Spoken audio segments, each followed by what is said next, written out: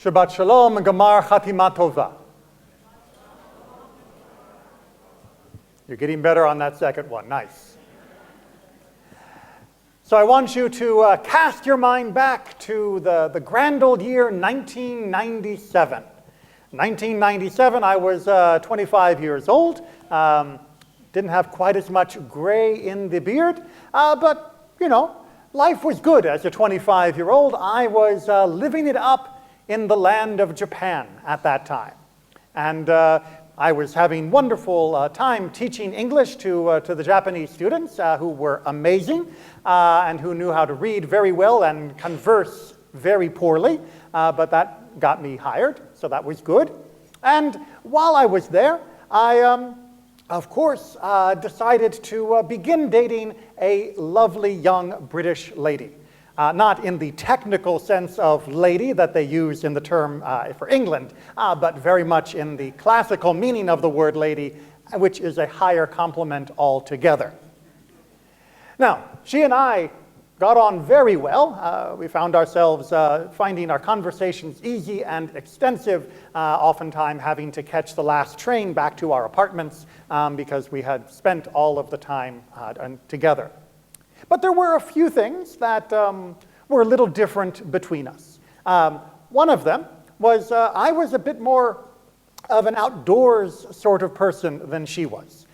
She was and is a favorite delicacy of nature, and stepping foot outside in anything other than a well-manicured main street means that she is attacked by most of the things that fly and crawl. And this, for some reason, has turned her off of the natural world. But being 25 and stupid, I was determined that I could show her that nature can be beautiful. So, after we had been dating for about 6 months or so at this time, I put together a 3-day trip that would be amazing. Well, I say 3 days, it was really only going to be 2, but we had a third day as a relaxing day once we got back into Tokyo. What we were going to do was we were going to go for a hike. But it wasn't just any old hike. This was going to be a perfect introductory hike to someone who wasn't sure about the natural world. And she would learn all of its wonders and all of its glory. No problem. I leafed through my Lonely Planet. You remember books. This is how we had to look things up back then. The Lonely Planet was my travel guide that I had in Japan, right there next to my Tanakh. It was my second Bible. And it hadn't let me down before. Foreshadowing. And in Lonely Planet, I found the perfect hike. It was a little point to point, because what better way to show the beauty of hiking than to just, not go in a circle, but to start in one place, hike over a hill and down into another town, catch the train back into Tokyo. It's going to be glorious. It was early October, round about this type of year. As a matter of fact, it was going to begin the day after Yom Kippur, which meant that I had been fasting the previous day. It was also at a time when she was just coming off antibiotics for an infection. All of this is relevant, as you will see. But the hike itself was very nice because Japan has a beautiful trail system. And according to Lonely Planet, there was going to be a 4-hour hike from a Buddhist temple, beautiful Buddhist temple up in the misty hills outside Tokyo, take a cable car up there, 4-hour hike to a small lodge, middle of the hills, right? It wasn't reachable by car or anything else. You hiked in there 4 hours, and it was like a little ryokan. It was a little inn. You could stay there, and then the next morning we would hike another 4 hours down into the next town, catch the train. All would be good. And of course, being stupid, this I have no excuse for, this meant that we could pack light. After all, the little lodge had a minor menu. You can get a cup noodle or something, no problem. And there were little water stations along the way for the trail, said Lonely Planet. And that meant that we would be set, so we didn't really need to have much in our little backpack. Okay, everybody got the stage? All right, it started off raining when we got to the Buddhist temple. in the crisp October air of Tokyo. It was technically inside the Tokyo city limits. I'm giving you enough clues. If you're a hiking person, you might be able to find the trail. Not right now. And there was a gift shop. I go into the gift shop because I see that they have maps, and I think, well, the Lonely Planet map isn't bad, but a real map would be nice. I go in, I have memorized my Japanese word for map, chizu. I still remember that one, not much else. And the very nice lady behind the counter is closing up, and she doesn't want to open the till again. She takes the map that I had, the good topographical map, out of my hand, throws it back on the shelf, gives me the cartoon tourist map, pushes me out the door, and pulls down the metal shutter. Okay, open it up, and it's got all the fun cartoon pictures, and I see where we are. I see the town we're going to. There's nothing like a scale on this map, and there is not a whole lot of detail, but surely everything will be fine.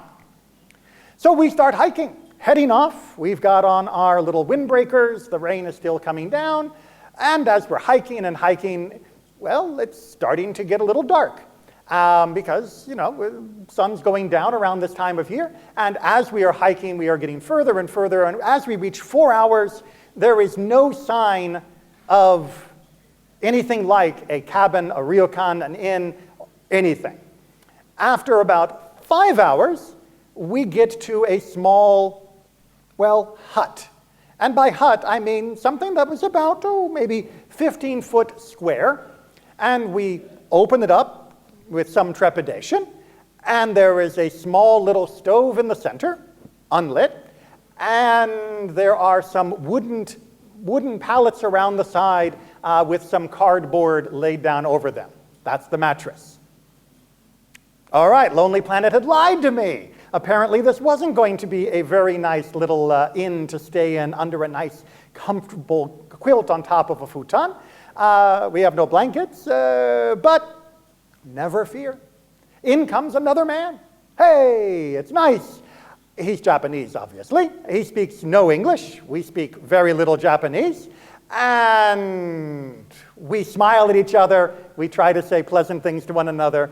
He opens up a little Sterno can, puts it on top of the stove, and that's how we stay warm for a little while. All right, guess it's time to go to sleep. We'll get up, and tomorrow we'll finish the hike, and I guess, we'll just chalk this one up to experience. So we go to sleep in our cold little hut, but at least we've got a hut. Not too bad. Not quite what was planned, but not too bad. We wake up the next morning. We avail ourselves of the outhouse in the back, which was rustic to say the least, and the water supply that was there, which was most appreciated and great, and we were grateful for it. And we stride forth, still on our destination, because surely it'll only be 4, maybe 5 hours to get to the town at the bottom of the hill. No problem. So 3 hours later, we come across the actual hut that we had been aiming for that first day. Yeah, there was a beautiful little hut. It was just twice as far away as Lonely Planet had said. And it was nice, and now we're there, and we look at each other, and we're like, well, it's about 10 o'clock in the morning at this point. We could stop here and spend the next night and go on for the next day back into the village, or according to Lonely Planet, it should be only 4 hours from here to the town. So we could just press on. After having used their outhouse and used their water faucet, we could just keep going. So we decide we'll keep going. Great idea. Had to eventually, right? There's no other way off the mountain. So we stride forward, onward. And onward and onward, and somewhere around 1 o'clock in the afternoon, long after we've passed that 4-hour mark where we were expecting to see the town, well, we haven't seen the town. And okay, well, what are we going to do? We're going to keep walking. But it was around that time of the day when, as we were heading up a steep incline, Penelope decided that she had had a little too much of consciousness, and she passed out. Luckily, I was able to stop her before she completely hit the ground. She said, I think I feel a little funny, and then she was going down. Like I said, She hadn't really eaten much except for the few little candy bar bits in our bag, and like I said, she had also been coming off an infection and antibiotics. Not a great combination. And thankfully, almost instantly from the time she hit the ground, she had already recovered consciousness. Because I was thinking during that split second, oh my God, I don't even know how far we are and how am I getting her off this mountain? But she came back to, and we sat for a little while. She felt better. Nothing left but to start hiking again. So we head off again and again and again. After about 13 hours of hiking that day, yeah, it was a long time. After about 13 hours of hiking that day, it starts getting dark again. And there's no town. And there's no little hut with a kindly Japanese man to share his sterno can with us. We are hiking, and of course, like I said, being 25, stupid and trusting Lonely Planet, I didn't even have a flashlight on me, which meant that as it was getting darker, and as the trail was getting narrower, and as the slope off to our left was getting steeper, we began to get a little concerned. And eventually we came to a part in the path where it went completely dark. The trees were completely sheltering, and as anybody knows, in Yom Kippur time, the moon is not nearly full yet, and it was pitch black between us and an unknown amount of distance in front of us. So we looked at where we thought each other were and said, well, we could keep walking straight forward in the darkness. But if we do, one of us could slip off the edge because we can't really see where it is. And that would probably be even worse than the situation we are currently in. But on the other hand, we can't really turn back because that little cabin we saw is now about 10 hours behind us. And it's dark behind us too. So here's the ground. Looks nice, doesn't it? This is going to be our bed for tonight. So we laid down on the side of the trail. And we took out, the spare set of socks and wrapped them around our hands because it was chilly. And we tried to sleep a little fitfully. I'm not entirely sure that my date slept at all. Like I said, nature wasn't her forte to begin with. And that's how we spent the night. The next morning at crack of dawn, we hear a jingling coming from the direction of those dark tunnel in the trees. And as the light slowly crept up over the horizon, we scrambled to our feet to not look like we had just been sleeping along the trail as we met the other hikers. And some other hikers came jingling along up the trail. And we smiled and waved, and we walked past them heading in the direction that they had come, because clearly there was civilization that way, and it was hopefully closer. Eventually, the sun completely cleared the horizon, and my date turned to me and said, why were those people wearing bells? And I said, well, you see, there were some signs back at the trailhead that said, bears. And they wear the bells in order to make sure the bears don't get spooked by them. But, it's fine, it's fine. 3 hours later, we finally made it to the town. We got there, obviously, or else we wouldn't still be here. No bears were sighted throughout that hike. So we get down to the town, we get onto the train, we head back into Tokyo, and we absolutely collapse after our rather large amount of hiking that we had done, but not before we had a really, really big meal, because that was the longer fast than I was ever expecting to go on for Yom Kippur. I'd had my break fast, but not much since. But we made it out to the other side. Now, and as is pointed out, the comment that I received when I was coming back the following year, a year later, when I was calling my family saying that my best friend was getting married, so I was coming back to California for the wedding, and I was bringing a date. And as I was explaining this, my mother put two and two together that it was the same girl I had gone on the hike with. And she said, "She's still with you? She didn't break up with you after that?" And I said, "No." And here we are, quite a few years later, and she still hasn't broken up with me. But of all the different elements and things that I learned from that experience, that was the most important to me. In many ways, that clarified my understanding of who she was and of what she would be like if there was a crisis, if we were in a difficult situation.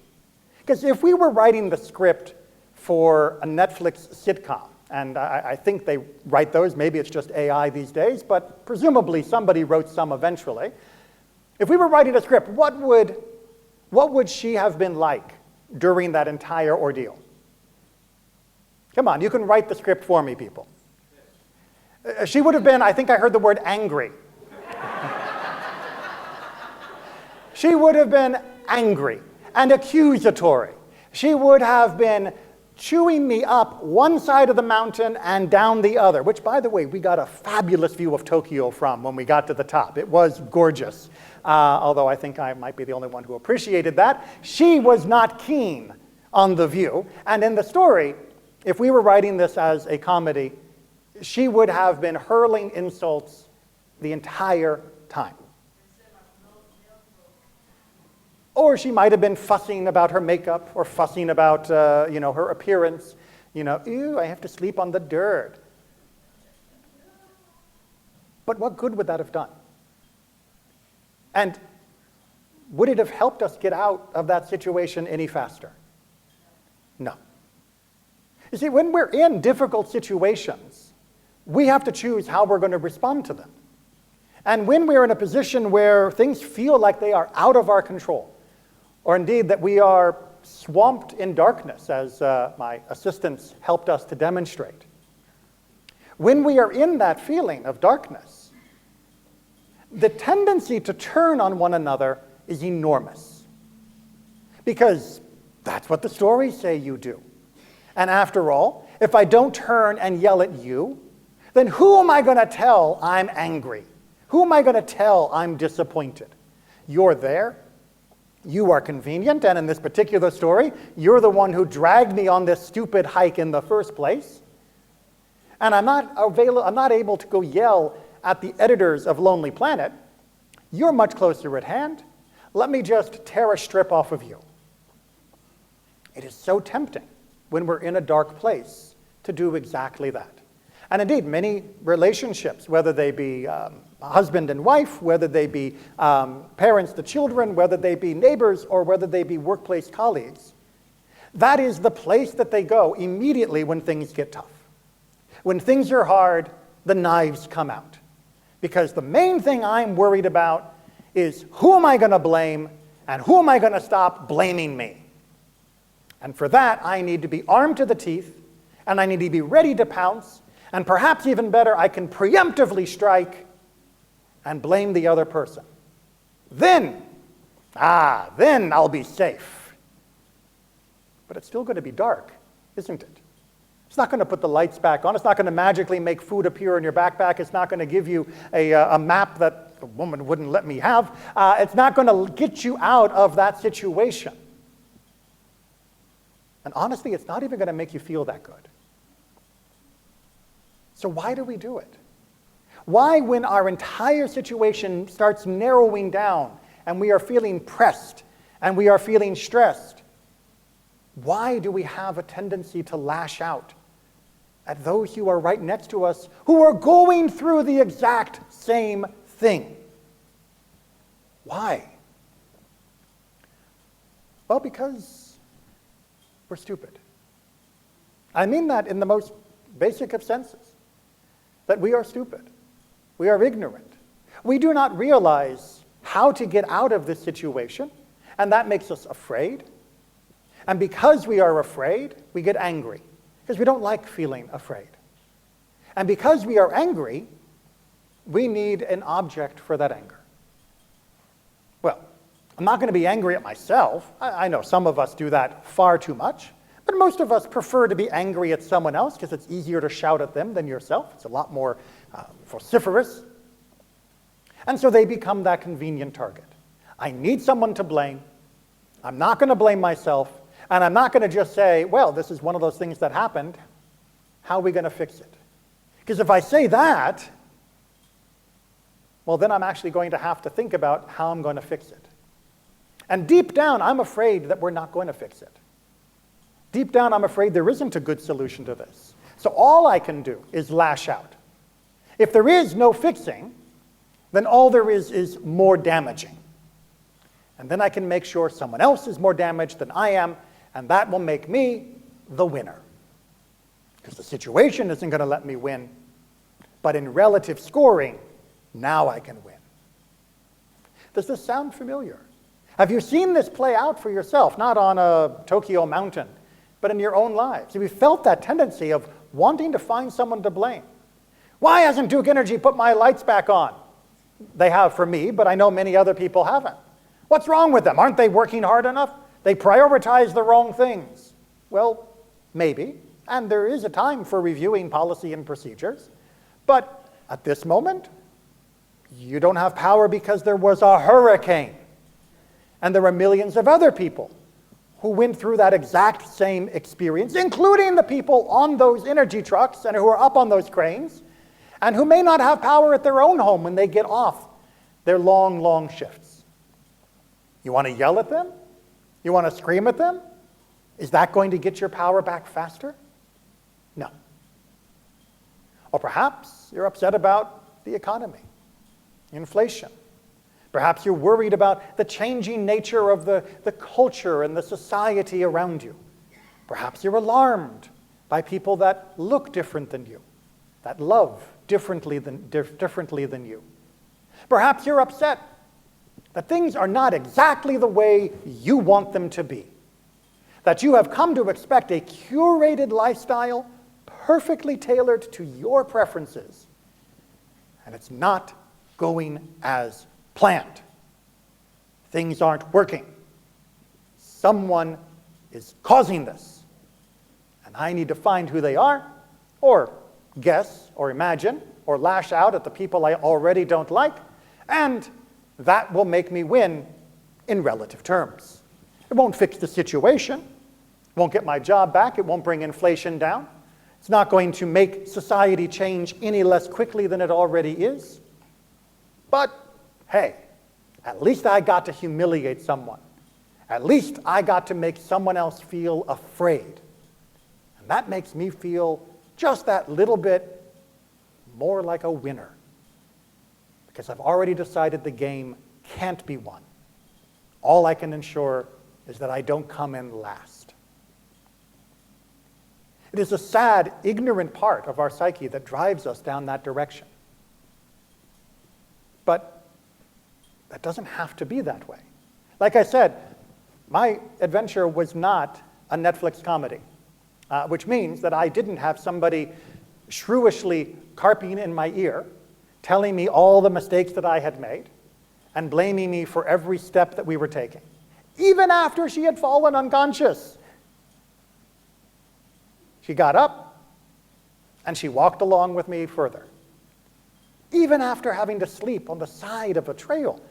For a person who does not want to sleep on the side of a trail, this is not somebody who demands a 5-star hotel, but would like some walls and a roof to at least make it a place to sleep.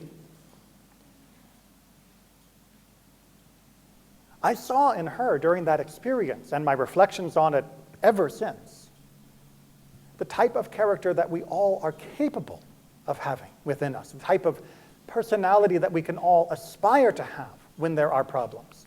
We see it during these hurricane situations. Perhaps you have noticed it in your own neighborhood when people unbidden come out and they help clear some sidewalk. They maybe help a neighbor put back up a section of fence. Maybe they are checking to see, if anybody is running low on things that they can, provide additional supplies. Nobody should yell at their neighbor, well, why didn't you buy enough water? Now you come begging for more. No. We should be saying, you need extra water? We've got some extra water. Sure, no problem. That is what we are intended to be like. That is where we are intended to walk, because that is the only way we get through the darkness. There is no Goldilocks community for all of us. There is no, it's just right. Not too hot, not too cold, not too left, not too right, not too Democrat, not too Republican, not too religious, not too secular. There is no one community that exists with all of those parameters in perfect harmony with what you want today, because you might want differently tomorrow or next year. And yet, how often do we accuse other members of our own community, whether it means TI or whether it be our city, our state, or our country, of failing to provide us with the perfect setting that we should be in, for being a little bit too much this, a little bit too much that? Why? What are you winning by making those accusations? Are you proposing a solution? Or are you simply finding someone to attack with blame? Are you actually saying, you know what? I think this is a problem. I think we need to change these policies. Not because I am angry, but because I think that this is not providing the best outcome for our country, our city, our congregation. So here are the ideas that I have of what we can tweak, of what we can alter, so that it will benefit all of us because we are on the same team. We are all stuck on that same dark trail. And there's no other way except sticking together to find the other end. It's not as though if you push someone off that cliff, suddenly there's going to be runway lights leading you to your freedom. We're in it together. That's it. The darkness is around all of us. And we're not going to get through it by pushing someone off the trail. We have an opportunity, each and every day, to look at the challenges that we face as individuals, as families, as a community, as a city, as a state, as a country, as a world. We have an opportunity every day to cast that in our mind, to recognize the darkness that is there, to recognize the challenges that are real. We have an opportunity each day to either say, this is someone else's fault, and we should be attacking them. And if only we hurt them more, then I would feel better. Or to say, these are the problems that we're facing. These are the causes, I think, of these problems, but I am not God. I cannot judge the entire world on my own. So let me put to you what I think is the cause, and then you can respond. But even more importantly, I will put forward what I think might be a solution. And then we can discuss it. And we will look at the map together. We will examine the evidence we have. We will see what we are capable of doing, another hour of hiking or not. And then we'll figure out where to go. And if we can't make it out today, we'll hike a little more tomorrow. If we can't make it out tomorrow and we end up sleeping on the side of a trail, okay, we'll get up in the morning and we'll press on from there. There is no alternative. If someone imagines that there is an alternative, some way that you get off this planet and you go have your perfect existence, please tell me how that works. We are in the situation that we are in right now, together. And we can bicker as much as we want. We can fight. We can push people off the trail. We can scramble for an extra square foot of dirt to put down our head for the night so that at least I have a bigger area to sleep in. But not one element of that is going to get us out of the darkness. Only when we recognize that the people around us, all of them, are part of the solution, will we be able to actually get out from that darkness. Only when we are able to solve that for all of us will we be able to get out of that darkness. Just as I wasn't going to leave her alone unconscious, and she wasn't going to leave me alone if I had fallen off the edge, we made it out together. Longer than expected, harder than expected, a whole lot dirtier than expected, and ravenously more hungry than expected, but we made it out together. And nothing any screenwriter could have come up with would have made that work out better. And since that time, I know I can rely on her. And she knows I'm never going to take her hiking again. But that's just right. But that's just right. We did learn from the experience, to say the least. But we need to extend that same sense of trust to one another as well. Not only within our families, although please God, take that to heart among your family. And try to find that moment of trust, those bridges that you can build or perhaps rebuild, to realize that you and your family members are on that same team. But look as well, broader than that, to your TI family. You may disagree with some of the things that we do at TI, but guess what? You are part of us. The we that is doing it, that includes you. And if you would like things to be a little different, great. We've got plenty of committees that you can work on. And if you don't want to work on a committee, that's fine. You can work on projects. And if you don't want to work on projects, that's fine. You can attend and you can share your opinion. All of that is fine. But don't just sit in the back and grouse. Don't carp. Don't fuss. Don't complain without being willing to roll up your sleeves and do at least something. Because if you are, then you're not on the hike together. You think you're on a bus. There's no bus here. It's all of us. Just like the old days, walking through the wilderness. No one gets carried, but we do help everyone reach that far end to get out of the wilderness and into the promised land. We will make it, as long as we're us, as long as we're we, and as long as we realize that no one here is the enemy. Doesn't matter how much more religious or less religious they are than you. Doesn't matter whether they're voting Republican or Democrat compared to you. Doesn't matter whether you think you're a bigger supporter of Israel or they think they're a bigger supporter of Israel. That doesn't matter. You be you, let them be them, and let us be us. And together, we'll make a pretty amazing community.